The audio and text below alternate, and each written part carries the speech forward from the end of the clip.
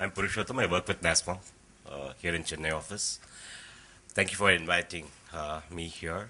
I'm a journalist. I'm not a technology guy. I know the problems of the industry, what I represent in terms of infrastructure, taxation, and things like that. Yes, we do have sessions where we work around on knowledge sessions in terms of understanding new technologies and all that. So I'll take you a small presentation. I have a flight to catch in another 1 hour, so I'll just spend maybe 7 minutes now from now here. So, as a country, we represent 55% of world's outsourcing. You have seen the way last 25 years, the industry, the way we have traveled. No longer India has been, seen as a destination of choice for investors into IT and ITS, just as a cost destination. But we have seen as an innovative destination. For example, you could take, we have almost around 700 plus back offices, GICs in the country today. And predominantly, it's not just F&A, it's more on technology. We have in Chennai, we have the best of the GICs. You could take around, scope to food and different kinds of levels of services, which we engage with them. And we also seen the kind of the growth which SPAC has seen. You could have seen on NASSCOM website the kind of work what we have done last 2 years. Always it's more on technology. We have seen the product council growth, the product companies growth for the last few years. This results in thinking of new technologies, the way the business is driving us, the dynamics of business has been changing regularly. This 118 billion, $108 billion industry, which is we are looking at, it could be around say 110, $112 billion industry this year, and represented by almost 3 million people in this industry, is being fast moving more towards value proposition with the help of technology. And the GenY, which comes from the portals of various institutes, which engage very strongly with the industry, is also, adding much more. In spite of the challenges what we see from the academic side, but still, we have, come out with the help of NSDC in terms of taking all these very important technologies to the campus, because it's not going to be there in the curriculum.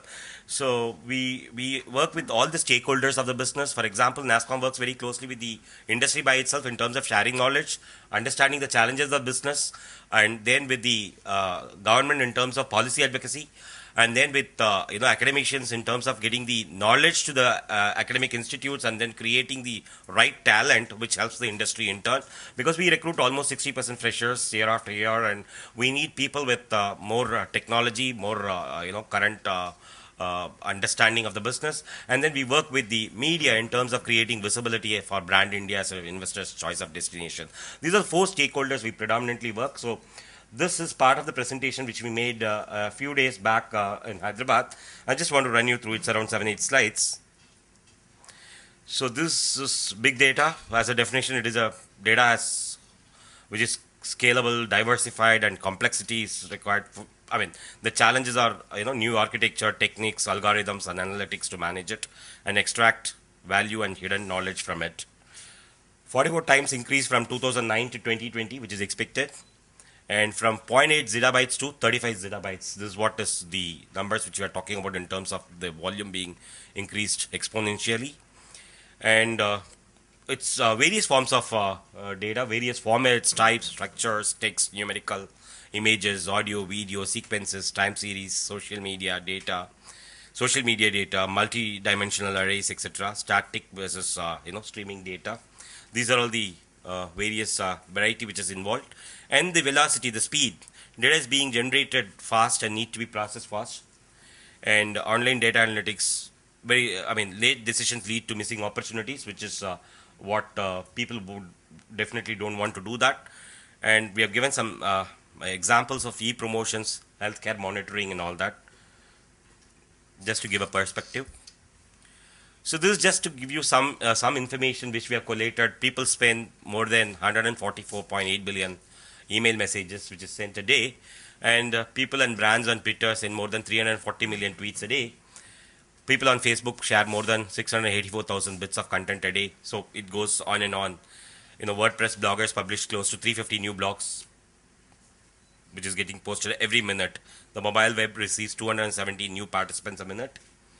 and people perform over 2,000 Foursquare check-ins a minute, and it goes on like that. Just to give you a perspective of what is the kind of data being generated.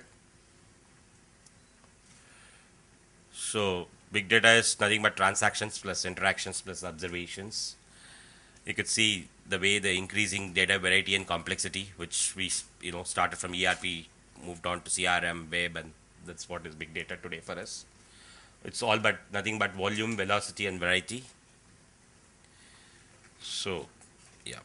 So who's generating this big data? It is all this social media, Facebook, Twitter, YouTube, Flickr, and all these things. And this earlier it is the old model is through various content which is generated through print and electronic and all that. Today it is all just in time, and as as we see, we need the data. And the progress and innovation is no longer hindered by the ability to collect data, because we have satellite, we use mobile devices and all that. So data collection has been not the challenge, but how do we analyze, summarize, visualize, discover knowledge from the collected data? That's the challenge which we see. And here we go in terms of challenging the big data, challenges in handling the big data. So lack of software technology, lack of analytic skills, insufficient budget, and we also already keep using up to 11%. The bottleneck is in technology, new architecture, algorithms, techniques, which is very much need of the hour. Also in technical skills, experts in using the new technology and dealing with big data. So these are some of the challenges which we are seeing. So this is some generic pointers about big data, and we do an analytic conference. We did last year, first time in Hyderabad. It was a national program. It's just a day program. It was really oversold. We had to tell people for at least a week ahead, saying that we couldn't have space to accommodate people. This year we are trying to do it in Pune, sometime in August.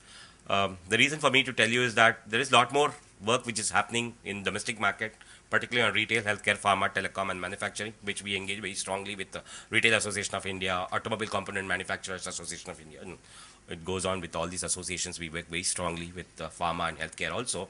So, the role can be played by everyone in terms of working very closely on these kind of revelations which we are trying to do with these associations and various other activities. This is all aimed at creating that with last week I was with the banks in Thrissur, which is Nedungadi Bank to South Indian Bank, Krishna Bank, and Catholic Syrian Bank and all that. The kind of expectations from them is really high in terms of these kind of challenges. So we are trying to put together some kind of an activity where we could understand their expectations on not just customer relation management, but much more to that.